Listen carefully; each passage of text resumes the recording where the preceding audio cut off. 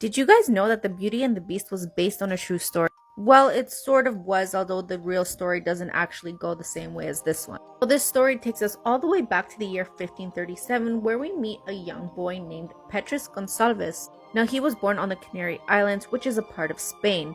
Now, he was suffering from a very rare condition called hypertrichosis, which is a rare condition that basically forces your body to grow hair all over. And as a result, people started saying that he looked more like a beast than a person, with many of the locals even giving him the nickname Wolfman. Now, when Pedro was only 10 years old, he was taken from his home in the Canary Islands and sent to live with King Henry II of France. Now, he was actually given to the king as a gift, but he ended up keeping him kind of as a pet. Now, initially, the king had actually kept Pedro in a cage, but he became interested to see what his capabilities were.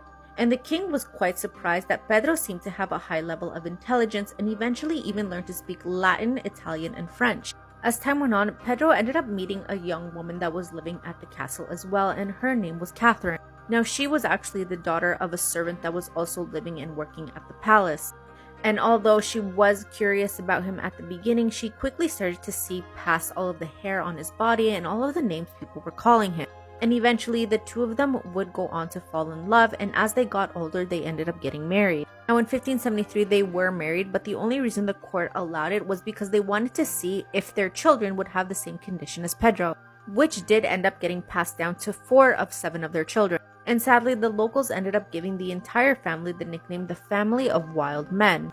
And just like how they had done to Pedro when he was a young boy, they did the same thing to his family. The court and the palace would basically exhibit the entire family to everyone who wanted to see. But eventually, the family no longer wanted to put up with all of this mockery, so eventually they did end up moving to Rome in Italy. And this is where Pedro would go on to pass away in 1618 when he was 81 years old. And it's believed that their story is the one that inspired Gabrielle Suzanne Barbeau in 1740 when she wrote the original version of The Beauty and the Beast.